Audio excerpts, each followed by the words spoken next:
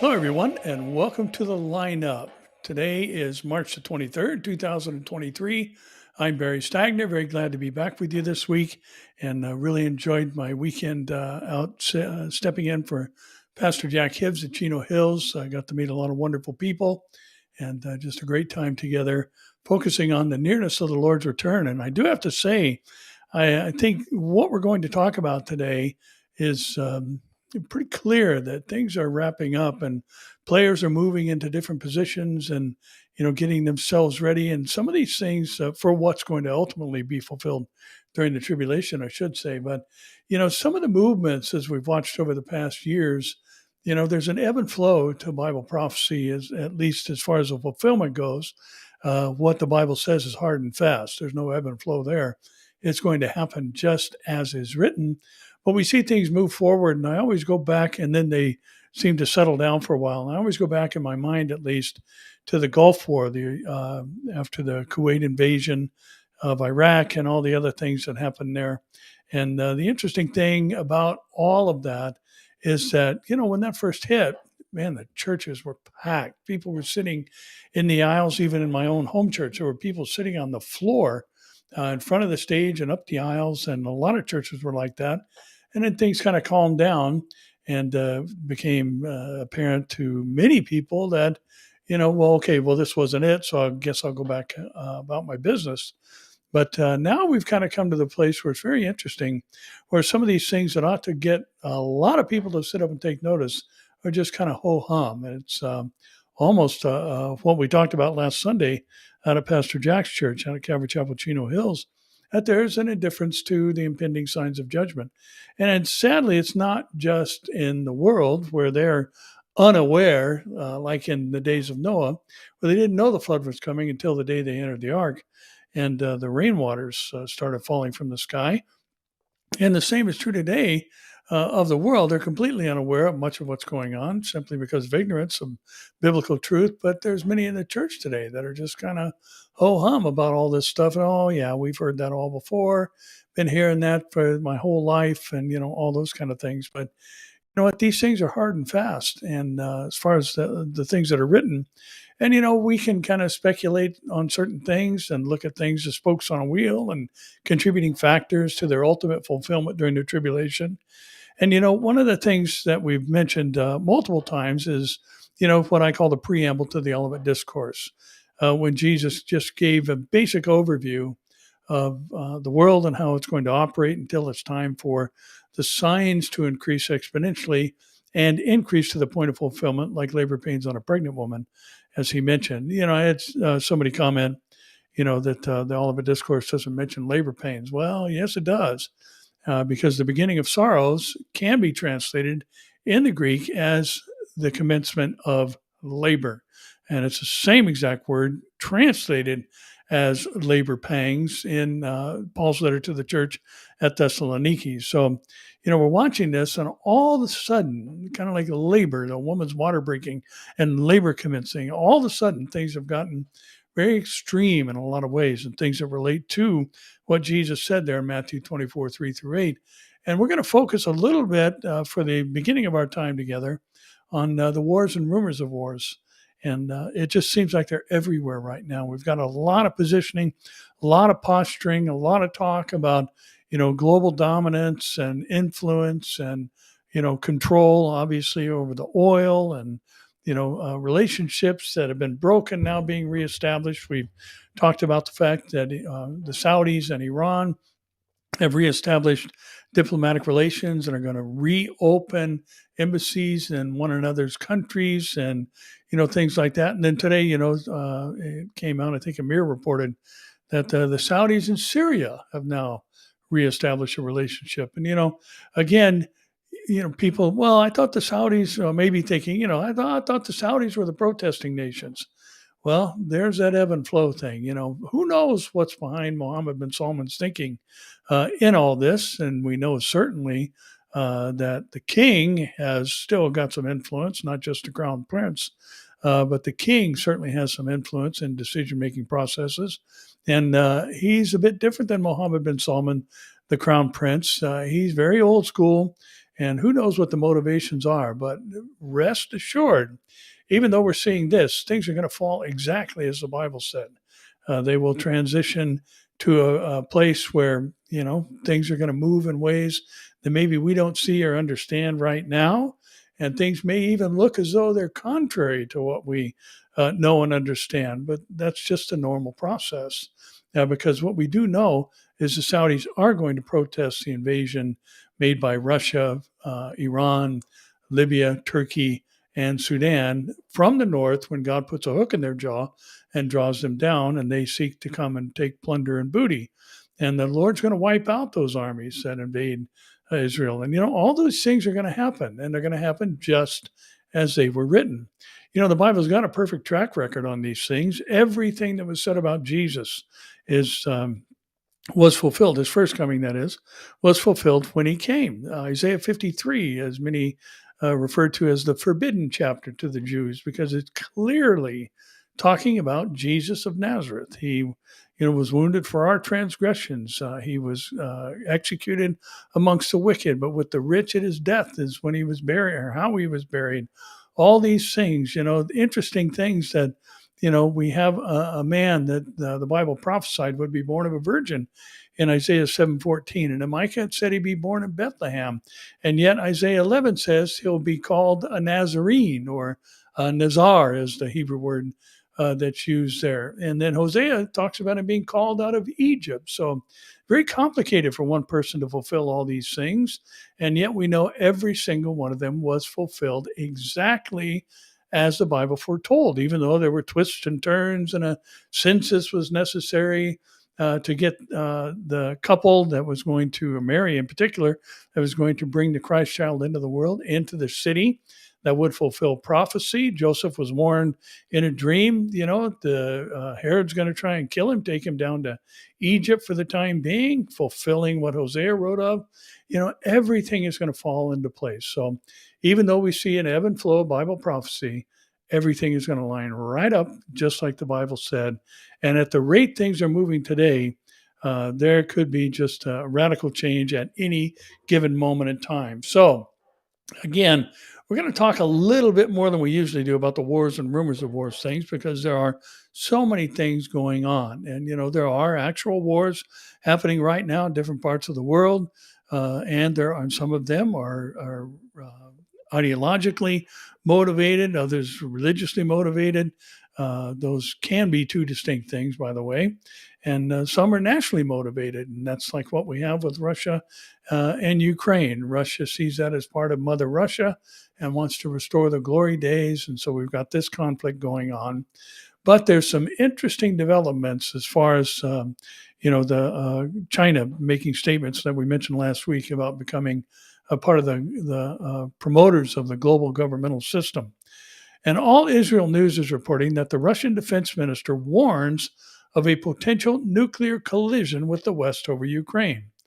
Tense relations between Russia and the West deteriorated even further on Tuesday when President Vladimir Putin, blasted Great Britain for its plans to send tank ammunition containing depleted uranium as aid to the Ukrainian army. If all this happens, Russia will have to respond accordingly, given that the West collectively is already beginning to use weapons with a nuclear component, warned the Russian president following a meeting with Chinese President Xi Jinping in Moscow. While Putin did not elaborate on a specific Russian response, his close political ally, Russian Defense Minister Sergei Shoigu, explicitly warned of a potential nuclear collision between Russia and the West over the conflict in Ukraine.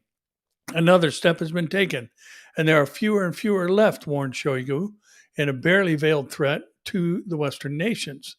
The harsh Russian warning comes after British Minister of State for Defense Annabel Goldie announced that London would supply Ukraine with armor-piercing rounds which contain depleted uranium, along with its gift of 14 Challenger 2 tanks, as these rounds are considered highly effective in defeating modern tanks and armored vehicles. As the protracted war in Ukraine gradually depletes Russia's conventional military capabilities, Russia has been warning the West increasingly of a potential nuclear war.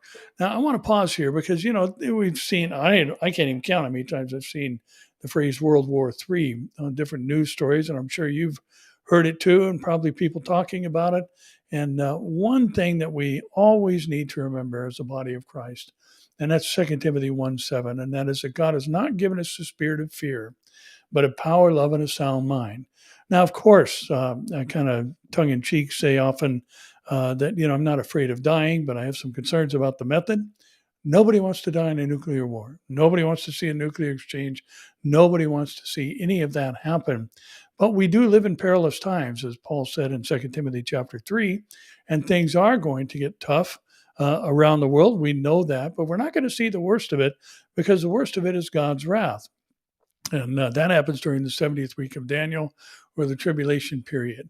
And we're not going to be here for any portion of that. We won't be here until the midpoint. We won't be here until God's wrath is established, because God's wrath begins to manifest itself immediately in the form of the Antichrist rising to power, as he who is a hindrance to his rise to power no longer restrains that happening. So, just keep this in mind as we hear these stories and these wars and rumors of wars, that we haven't been given the spirit of fear. And, someday it's going to be that day when God snatches us off the surface of the earth and we are forever with the Lord. And Jesus has gone to prepare a place for us, that where he is, we may be also. Paul added to that same moment in time in 1 Corinthians 15, 50 to 52, that this whole thing is a necessity, because this immortal must put on immortality, this corruptible must put on incorruptibility. And he described how quickly it's going to happen in a twinkling of an eye. So, I don't know how far things are going to progress or how bad they're going to get. And I was kind of teasing on Sunday. We've all said, I don't see how things can get any worse. And then they do. And so how far that's going to go, we don't know. But what we do know is we will not, because we cannot be present for any of God's wrath, which far outweighs any nuclear exchange or anything of that nature if you read through the book of Revelation. So as we talk about these things, and even the talk and the threats made by Putin of nuclear response to the shipment of degraded uranium, anti-tank shells, and all these other things, we don't have anything to worry about, because should the Lord allow us to experience that, remember 2 Corinthians 5:8, to be absent from the body is to be present with the Lord. And one thing that I've often said over the years, that I think we always again need to keep in mind, especially in times such as these, is that no one in heaven who has gone to be with the Lord thinks their life was cut short. That's just our thoughts from this end. When you get there, when anybody gets there, when anybody who is already there, they're not thinking, oh my, I wish I was back on earth. They're in the presence of the true and living God, and they are in a place where there is no more suffering and all those other things that we've experienced. And someday their spirits, which are in the presence of the Lord, are going to be reunited with a glorified body. And they, as the dead in Christ, those bodies will rise first, and we who are alive and remain will meet them in the air in our glorified bodies as well. So, just let me put it like this: going to heaven is never punishment. So, I don't want to have a nuclear exchange take millions of lives or hundreds of thousands of lives or any of those other things. But, we need not fear death. Remember, death has lost its sting because it was defeated on the cross by Jesus. Now, Reuters broke an interesting story today, or earlier today, I should say, that, quote, any attempt to arrest Putin would be a declaration of war on Russia. And any attempt to arrest President Vladimir Putin after the International Criminal Court issued a warrant for the Kremlin chief would amount to a declaration of war against Russia, his ally Dmitry Medvedev said on Thursday. And the ICC issued an arrest warrant on Friday, accusing Putin of war crimes of illegally deporting hundreds of children from Ukraine. It is said there are reasonable grounds to believe that Putin bears individual criminal responsibility. And the former president, Dmitry Medvedev, told Russian media that the ICC, which countries including Russia, China, and the United States do not recognize, was a legal non-entity that had never done anything significant. Any attempt to detain Putin, though, would be a declaration of war, said Medvedev, who serves as deputy chairman of Putin's powerful Security Council. And let's imagine, obviously, this situation, which will never be realized, but nevertheless, let's imagine that it was realized. The current head of the nuclear state went to a territory, say Germany, and was arrested. And what would that be? It would be a declaration of war on the Russian Federation, he said in the video posted on Telegram. And in that case, all our assets, all our missiles, etc., would fly to the Bundestag, to the chancellor's office. So again, strong language, serious threats, and this International Criminal Court, which again is an unrecognized entity, making this threat brings about another very strong verbal reaction from those in power alongside Vladimir Putin. Now, here's a story I wanted to bring up today because it's just interesting as to how the rumors of wars and the different elements that are going to bring about a very tense situation are increasing. And the Associated Press reports that Ukrainian soldiers near finish of Patriot missile training in Oklahoma. Several large 12-wheeled military vehicles carrying mobile missile launchers rumbled across the southwest Oklahoma prairie on Tuesday as part of a training exercise at Fort Sill Army Post. Spilling out of the sand-colored vehicles and quickly setting up the launchers were some 65 Ukrainian soldiers who have been training at the installation since January on how to use the defensive missile system to track and shoot down enemy aircraft. U.S. military officials invited journalists from across the country and Europe, including the AP, to watch the soldiers train. The Patriot missile system, which hasn't yet been deployed in Ukraine, is particularly useful for defending population centers and critical infrastructure, said Brigadier General Shane Morgan, Fort Sill's commanding general. And the soldiers are expected to leave Oklahoma in the next several days for additional training in Germany before they deploy to Ukraine with the Patriot missile battery that typically includes 6 mobile launchers, a mobile radar, a power generator, and an engagement control center.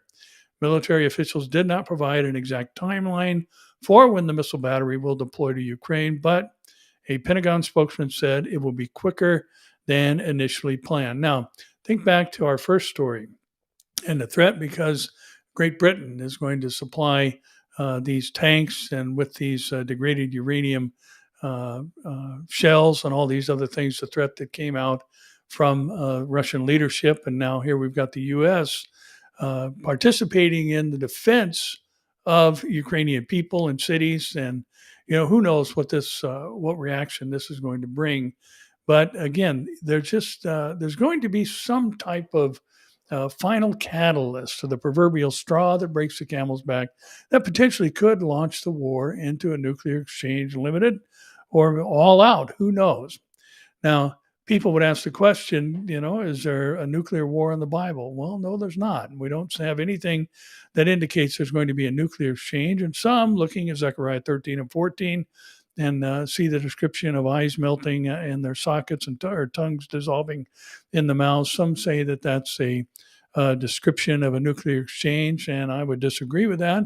That's actually God doing that. That's how the whole Armageddon battle is going to end. And, again, the Ezekiel 38 and 39 war scenario is distinct from the Battle of Armageddon. They're not describing the same event. So who knows what's going to cause one of these, I'll just say the word maniacs, to lose their cool and push a button and send the world spiraling into a nuclear exchange. But again, we don't have anything to fear. Should the Lord take us home, it's never ill-timed or nor is it wrong. We just passed the second anniversary of my closest friend for 35 years, who went to be with the Lord, 59 years old, surgeon, dedicated his life to helping people. He's an oncologist and a tremendous man of God, and really a guy that was kind of my confidant. And God took him home, and I'm still having a hard time with that decision. But I'm not God, and the Lord decided to take him home. But it certainly wasn't punishment for him. He finished his race ahead of schedule, human-wise. But, again, should things break out and should they go south, then, uh, that would be a bummer. There's no question about that, just to use some of the terminology from my day. But, to be absent from the body is to be present with the Lord. Now, the Begin Sadat Center for Strategic Studies, that has the acronym BESA, says Israeli Hawk missiles and the war in Ukraine. The United States has reportedly asked Israel to supply Ukraine with its long retired Hawk missile defense system, despite the fact that the components of these systems are in serious disrepair and no longer operational. This request places Jerusalem in a difficult diplomatic position. While it wishes to stand with the Western Bloc, it must also carefully manage its relationship with Moscow, which has the power to disrupt Israel's efforts to control hostile Iranian movements in Syria, as well as threaten Israel's open channel to Russia's remaining Jewish population. Israel's first modern air defense system, the Hawk anti-aircraft missile defense, was acquired amid internal IDF debate about the need for advanced air defense. At the time, some Air Force headquarters, led by the then Air Force Commander General Azir Weizman, argued that the response to the growing aerial threats to Israel should be primarily offensive, a debate that came several decades after a similar one over the possession of missile defense systems. And Israel's first attempts to acquire advanced air defense systems from the U.S. were refused by President Eisenhower, who upheld the U.S. embargo on arms sales to Israel that had been in force since the country's establishment. However, his successor, President Kennedy, was more attentive to Israel's needs, possibly because he wanted to compensate it for the refusal to provide surface-to-surface missiles as a counterweight to the ballistic missiles Egypt had developed at that time with the help of German scientists. So, again, walking a tightrope, so to speak, a very fine diplomatic line Israel has to balance out, because Russia in the past, because Israel had made some statements that alluded to the fact that Russia had no right to invade Ukraine.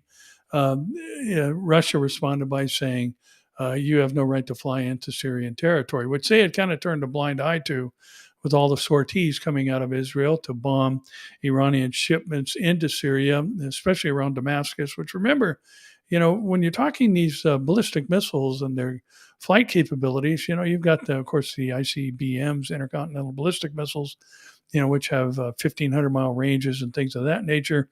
And even the other short-range missiles are something to be concerned about when you're talking about shipping these types of devices within 40 miles of Israel's northern border. And you have to remember, Israel is such a small country. It's 8,800 square miles. I've seen numbers bouncing between 8,000 and 8,800. But either way, that's a very small country. And as we've all noted, Israel is such a small country. The name of the country on a world map has to be written out in the Mediterranean. There's not even enough room to write the country's name in a legible font on a world map. Very small country, accessible by long-range missiles from any of the nations surrounding it. So, this is a very, very fine line that Israel has to walk.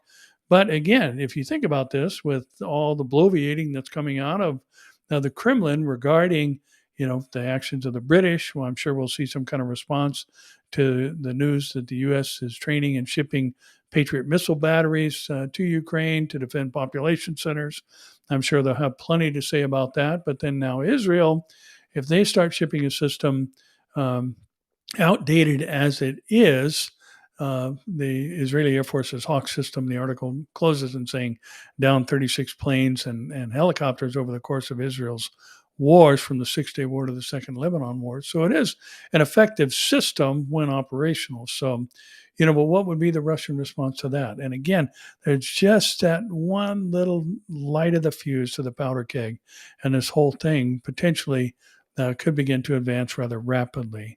But, Russia, Israel, the military presence of the Turkish army, the Russian presence and the Iranian presence on the northern border of Israel. These are three of the named nations in the Ezekiel war scenario. And, all they need is a hook in the jaw to be drawn down from the north. And God said he's going to do that. So again, this is all in his timing. And let me just remind us all of this too. The Lord knows we're here. And, I've always found it very interesting that, if you see, the 10 plagues in Egypt, when God was kept warning Pharaoh, let my people go that they may worship me. And Pharaoh, no, I'm not going to do it. And then the water turned to blood, and then there's frogs, and then there's flies, and all these other things. And, in between the third and the fourth of the 10 plagues, leaving seven, God said that I'll make a difference between my people and your people, and none of the plagues will come near the land of Goshen. So, God knows how to protect his people. And in the midst of the plagues of Egypt, none of those things happened to his people. And we do know that during the tribulation, he's going to supernaturally protect 1/3 of the Jews, those who eventually are going to look upon the one whom they pierce and mourn for him as one mourns for an only son, as Zechariah 12:10 says. So, he knows how to watch over his people. And we, the bride of Christ, are his people. And he knows how to watch over us. And yes, Christians die. And yes, Christians die through heinous actions. And Christians are killed and martyred and all those things. We understand all of that. But, again, God is in control. And he has foretold us all this is going to come. And now we have, as a privileged generation, the ability to watch these things unfold and speculate as to where this is going to go. But we do know ultimately, as we started off with, this is going to be fulfilled exactly like the Bible said. Now, Al Arabiya is reporting that China's sway over Russia grows amid the Ukraine fight. It was a revealing moment during Chinese leader Xi Jinping's tightly scripted visit to Moscow. Standing in the doorway of the Grand Kremlin Palace, he told Russian President Vladimir Putin that the two of them were witnessing the changes that haven't been seen in more than a century, and we are pushing them together. I agree, Putin responded. The remarks, caught on a Kremlin camera over a bodyguard's shoulder, offered a rare glimpse into Xi's ambitions and his relationship with Russia after more of a year of fighting in Ukraine. And while Moscow increasingly looks like a junior partner to Beijing, Xi is likely to offer a strong lifeline to Putin, his key partner in efforts to reshape the world to try to limit U.S. domination. Xi's unusually blunt statement capped more than 10 hours of Kremlin talks, which ended with long declarations with florid rhetoric about expanding the comprehensive partnership and strategic cooperation between Russia and China. Pledges to champion a multilateral approach to global affairs and criticism of Washington. And in his concluding statement, Putin hailed the Chinese proposal for a settlement in Ukraine, which the West had all but rejected as a non-starter. The Russian leader also rolled out a slew of initiatives that cemented his country's role as a key source of energy and other raw materials for China's giant economy. And there's an interesting statement, because that is the motivation behind the invasion of Israel. And that is the booty and plunder that is being mentioned, and that is energy-related products. We've all talked about the Leviathan natural gas field, some 3 trillion cubic feet of natural gas found off the coast of Haifa. We've talked about the fact that this is being shipped down to Egypt and being liquefied and then shipped into the European marketplace. And this is, remember, 60% of Russia's gross domestic product is energy-related products, be it natural gas or petroleum products. And so they can't afford to have any competition. And in the last few months or weeks, I should say, oil has been dropping again. And so, who knows? We are so close. And just think about that. I like to do this illustration, especially at conferences. And I think I've probably done it here on the lineup. But, just blink your eyes one time. Just blink them. And think about this. One of these times when you blink, you're going to open them, and Jesus is going to be there. And we're going to be with him in the air. That's how fast this whole removal of the church is going to take place. So now if you're sleeping, you're just going to wake up, and there he is, because it is going to be a global event, because the Lord has people all over the world. But again, thinking about this particular story, I just want to mention something real quick. And I saw there's a guy online that does a lot of prophecy updates, and I know that he seems to be sincere and wants people to understand what's happening in the last days. And I had this question come up not too long ago based on something I said. I might have YouTube or Facebook or something. But anyway, the comment was made about, the 200 million man army representing China. in Revelation chapter 9, where it's a demon horde that comes up from the bottomless pit. It's not an army of humans. It's an army of demons that comes up from the pit. And, the guy said, and I've heard this said before, and, that the 200 million man army, China boasts that number. China's army is about 3 million people. And, so again, and you have to remember that scene in Revelation chapter 9 is built around the Euphrates River, where there's 4 angels posted there at the Euphrates River. So for that particular time, and then they let this demon horde loose, so to speak, and goes out to kill a third of the Earth's population.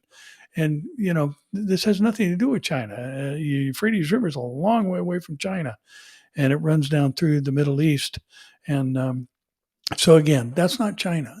So don't get the two. Somebody also mentioned that because I'd said something about Revelation 16. And just because the Euphrates River is mentioned in 2 places doesn't mean it's the same event. Revelation 16 has nothing to do with Revelation chapter 9. It's at the end of the tribulation. It's one of the last of the bowl judgments when the Euphrates River dries up and makes a way for the kings of the east. And we talked about that last week. So don't get the two confused and don't combine the two because they're completely separate judgments. One is under the trumpets and the other under the bowls.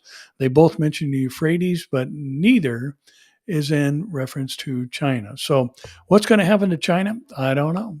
The only names, nations that are named in this scenario that I believe is going to end during the tribulation period is, the Gog-Magog situation with Russia. And some would debate whether Russia is actually involved. But Russia, Libya, Sudan, Turkey, and, of course, Persia or the Iranians. So other than that, the U.S. isn't named. China's not named. Doesn't mean there won't be some type of involvement because with this invasion, it also says, I believe it's in verse 8 of Ezekiel 38, many nations are with you, speaking of Beth Togarmah, and which is Turkey. So who knows what all is going to happen, but, just be cautious and careful as you approach interpreting Bible prophecy and who you listen to. Again, because I just, these things so often get meshed together, the Revelation 16 and Revelation 9, 2 separate things, 2 separate activities during the tribulation period, 2 separate and distinct acts of God's wrath. The angels releasing this 200 million demon horde, the number of the horsemen numbers that. So that's exactly what it says. They come up out of the bottomless pit. That's not figurative, that's literal.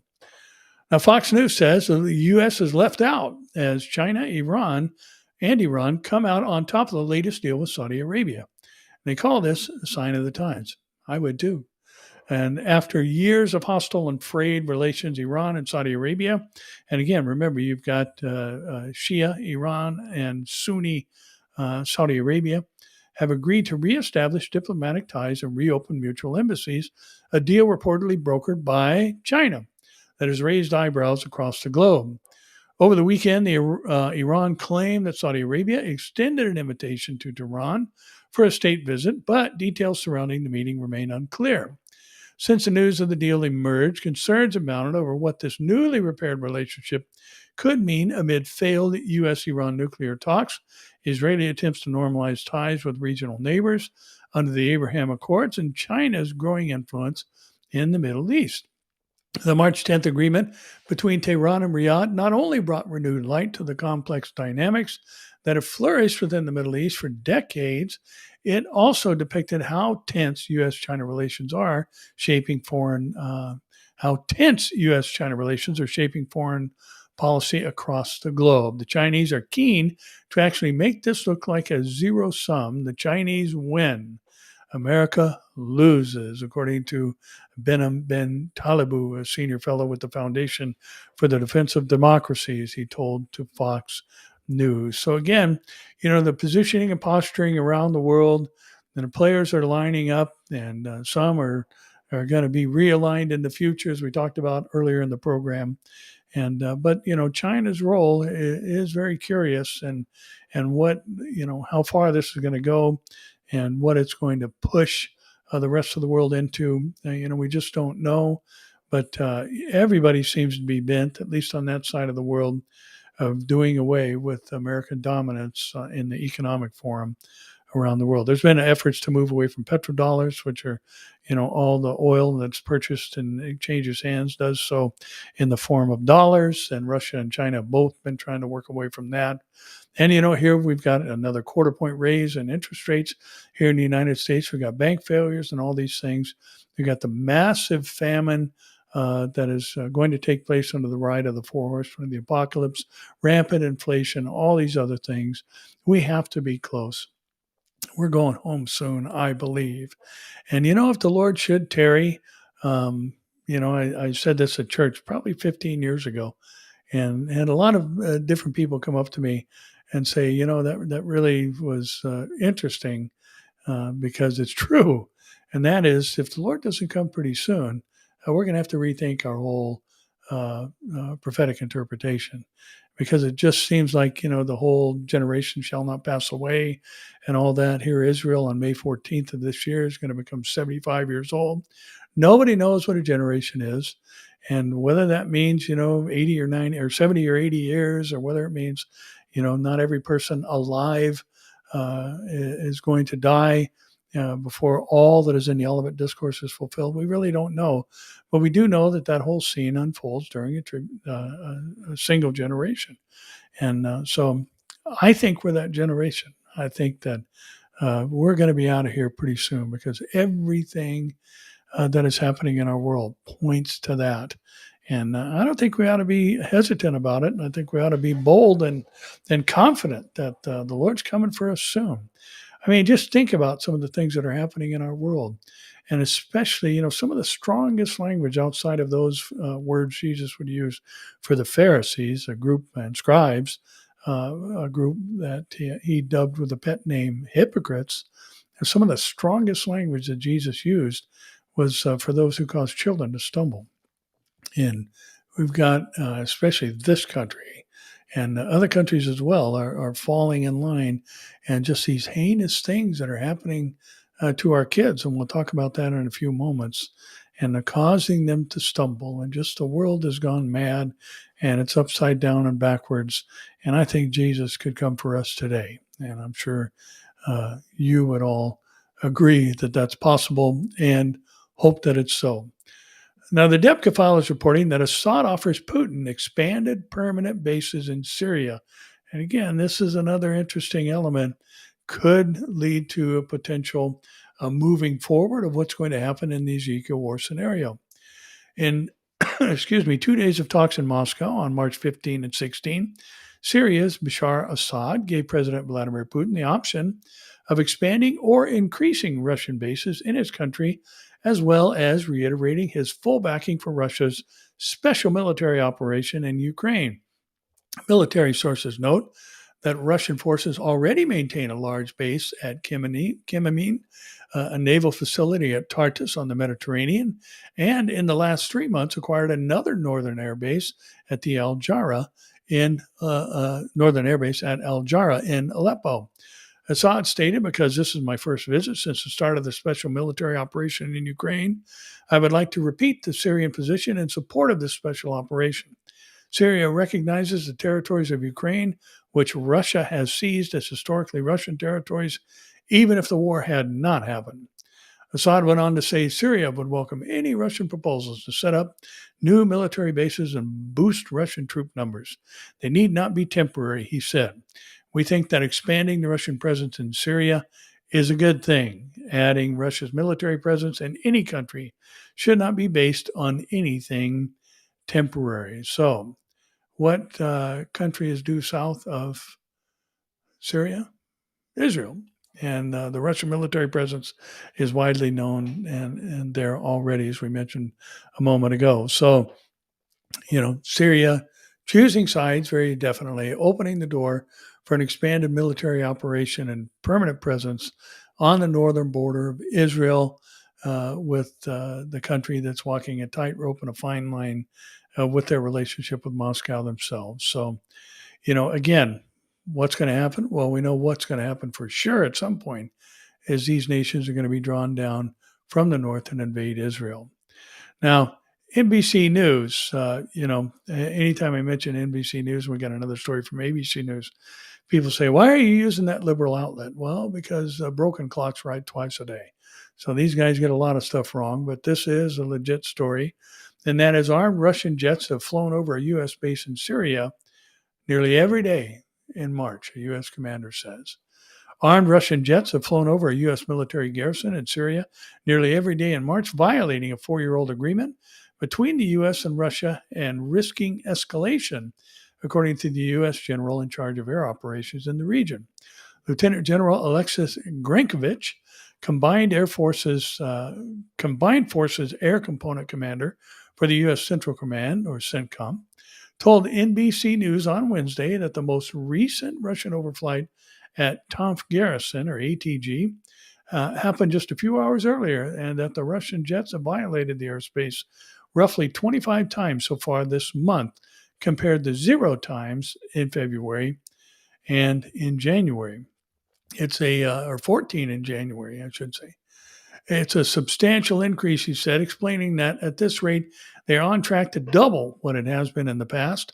And of course, we read about Russian bombers off the coast of Alaska and all those things 50 miles away and things of that nature. And they're regularly flying directly overhead of our units. And I've defined directly overhead as within about a mile. No more than a mile offset one side or the other, while we've got forces right there on the ground, said Grankovich. It's an uncomfortable situation. The Russian aircraft include Su-34 jets. Some aircraft carry air-to-air weapons, others carrying air-to-ground munitions. Weapons include radar-guided and heat-seeking missiles and bombs. And the disclosure comes in the wake of an incident over the Black Sea last week in which 2 Russian Su-27 fighter jets flew aggressively close and around a U.S. MQ-9 Reaper drone, dumping fuel on the drone and eventually colliding with it, forcing the U.S. to down the drone in the water. And Grankovich said he does not think the Russians have any incentive to use weapons against the U.S. military in Syria, but it just increases the risk of miscalculation. And given things like the MQ-9 incident in the Black Sea, it's not the kind of behavior that I'd expect out of a professional Air Force. But again, one mishap, one momentarily emotional moment for a pilot, and this whole thing could explode. Obviously, we're living in very, very tense times, and the Lord said that's exactly how it's going to be. And it's just an amazing thing for us to consider that we are so privileged to live right now, as hard as it is. And it's hard right now to watch things happen as they are. It's just brutal. And my mind always goes to, and I hope yours will too, to the long suffering of the Lord. He is so patient and so kind and unwilling that any should perish. And, I go back to that story of Jonah. And Jonah, man, he didn't want to go to Nineveh because the Assyrians were wicked, and he said, God, I know what you're like. And I'm paraphrasing his prayer or response to God. He said, I just know it. You're going to forgive them. You're going to do something nice to them.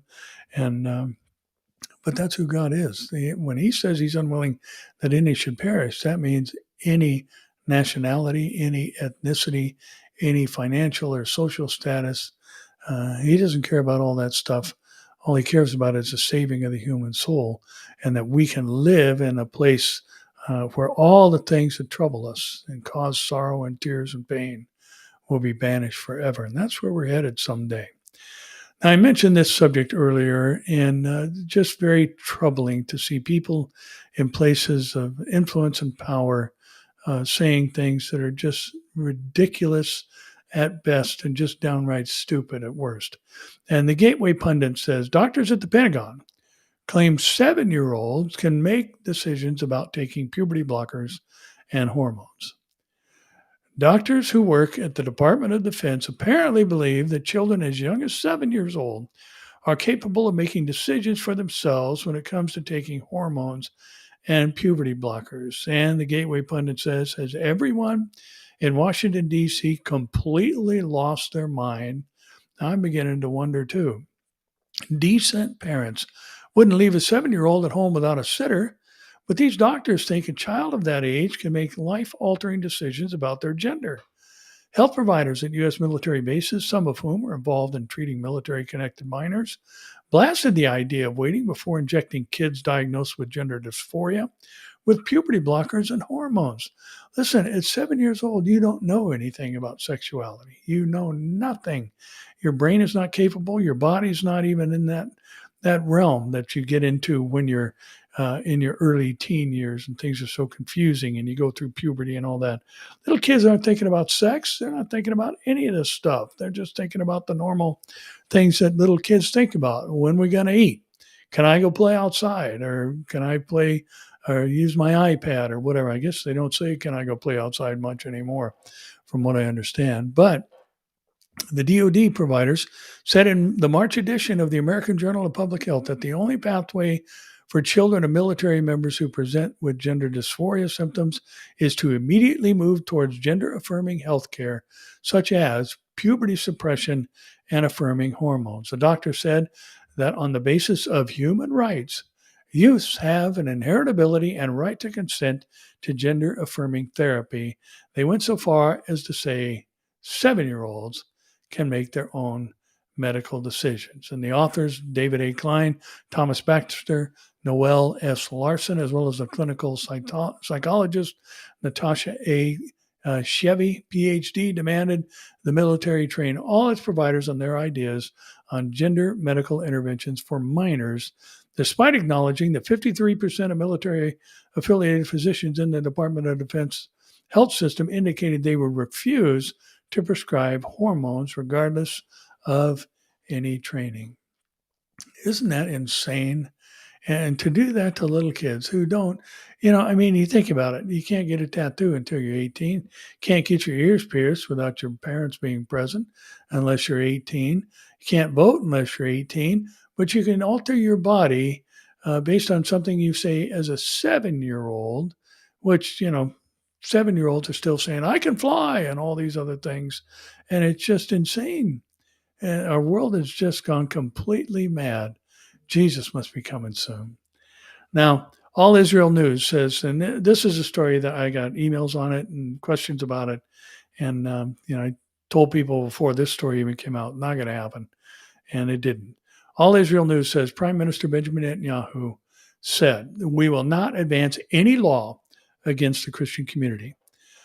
I want to begin this story by thanking Israeli Prime Minister Benjamin Netanyahu. The article says, at 4:43 p.m. Israel time, he issued the following tweet in Hebrew and English to his 2.2 million followers. And he said, and I quote, we will not advance any law against the Christian community, end quote. The statement comes after the story broke on Sunday that two ultra-Orthodox members of Knesset introduced a bill to outlaw anyone from sharing the gospel of Jesus as the Messiah in Israel, that the violators would be punished with prison sentences. The story was quickly picked up by a wide range of evangelical Christian and Israeli Jewish news outlets. Now, this has been offered before, and that's the ultra-Orthodox side. They don't want to hear about Jesus. The mission bill was introduced as in every beginning of the Knesset and not promoted at this stage. So dealing with it now is irrelevant. Knesset member Moshe Gafni said, and the bill says that in addition to the existing prohibition in the law providing benefits as an enticement to convert, the very act of soliciting to convert when it's done directly to a person will also be prohibited. So again, Netanyahu made it quite clear they are not passing a law that will result in prison time for telling a Jewish person about Jesus of Nazareth. Now, it was interesting. I was in Yad Vashem, and there's kind of a courtyard there by the Children's Museum, and I had seen one year we were there, and I had seen a couple of Orthodox, a young man and a young woman there, probably 16, 17 years old, having lunch together and seated on opposite ends of the bench.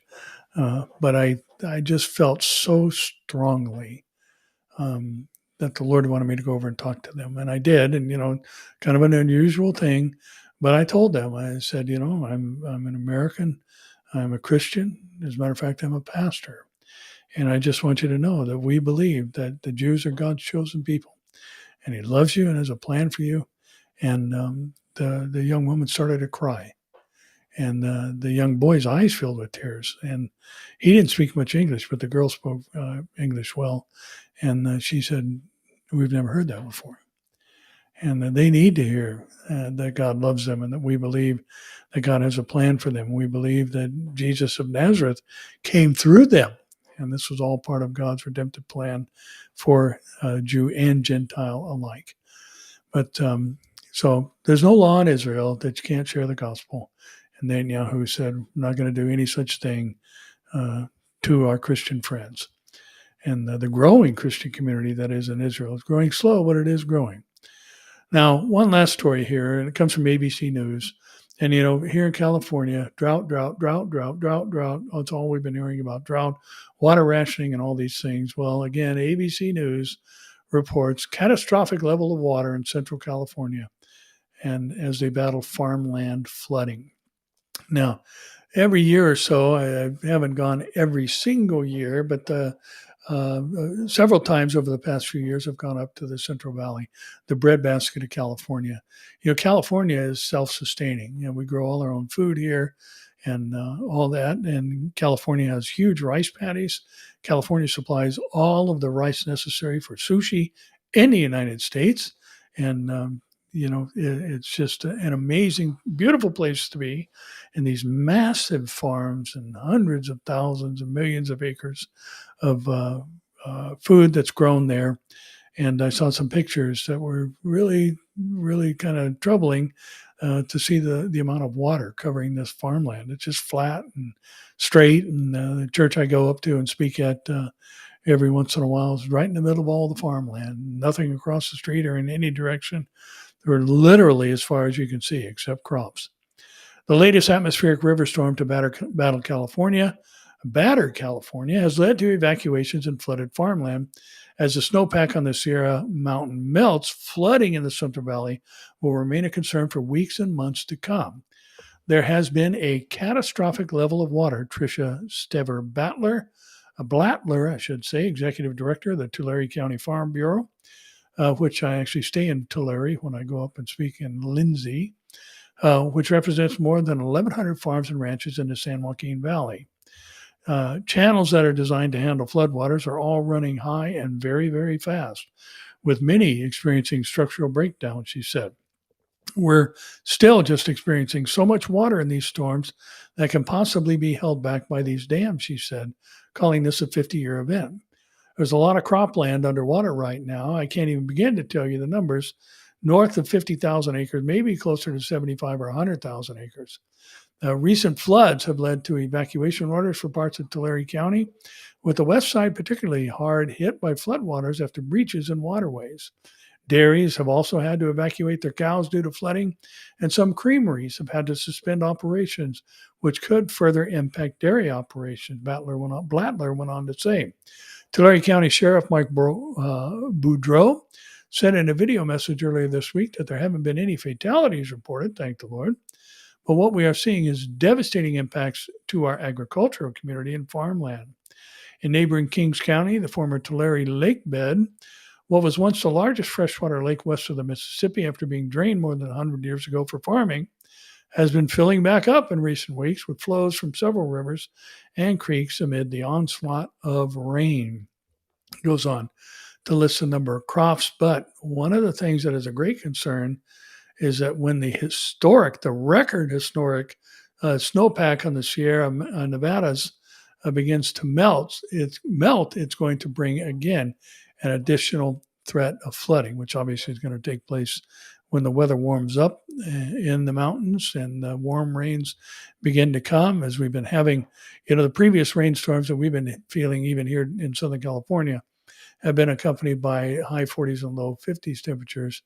And then now we've got much warmer storms that have been coming through. It's been raining here the past couple of days again here in Southern California. But, we went from drought and all the fields that weren't being planted because of the drought because there was no water to water them. And now we've got an abundance of water. And the article went on to say that there's enough snow on the mountains to fill the reservoirs a few times over. And this is going to hinder by months the planting season. So again, we see this great famine taking place during the tribulation. And, we've got food shortages that have already been talked about around the world. And now you've got California, which has long been self-sustaining, I should say, is going to have another problem hit the food chain. Now, I said that was the last story, but it wasn't. I forgot about this one. I want to bring it up.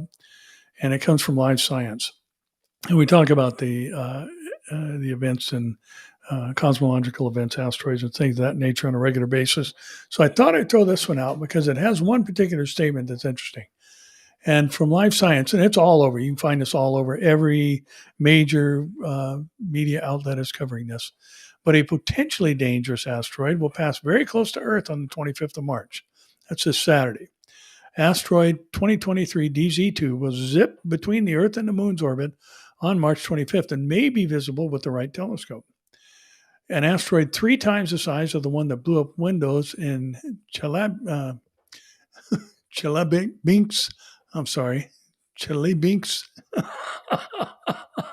Russia. I don't have my glasses on. And will zip by Earth at half a distance of the Moon on Saturday, March 25th. Fortunately, the asteroid, known as 2023 DZ2, will make a clean pass by our planet, speeding by at 17,426 miles an hour, according to the Earth sky. And they're going to show a live stream of the asteroid at 7:30 p.m. Eastern Daylight Time. And the Virtual Telescope Project, Skywatchers, is going to show this event. And observed through a telescope from the northern hemisphere, the asteroid will look like a slow-moving star over the southeastern horizon, east of the constellations of Orion, Canis Major, and Canis Minor, according to Earth Sky. And the asteroid was first discovered by astronomers in the La Palma Observatory in the Canary Islands in February, just of this year. Now, here's the interesting thing. It says Chelyabinsk, I think is the name of the city where the Russian meteor hit. If 2023 DZ2 were to smash into Earth, it would potentially cause major damage. And, the Russian that exploded over the asteroid that exploded over Russia in 2013 was about 59 feet long and damaged 7,000 buildings and injured more than 1,400 people, mostly due to flying glass.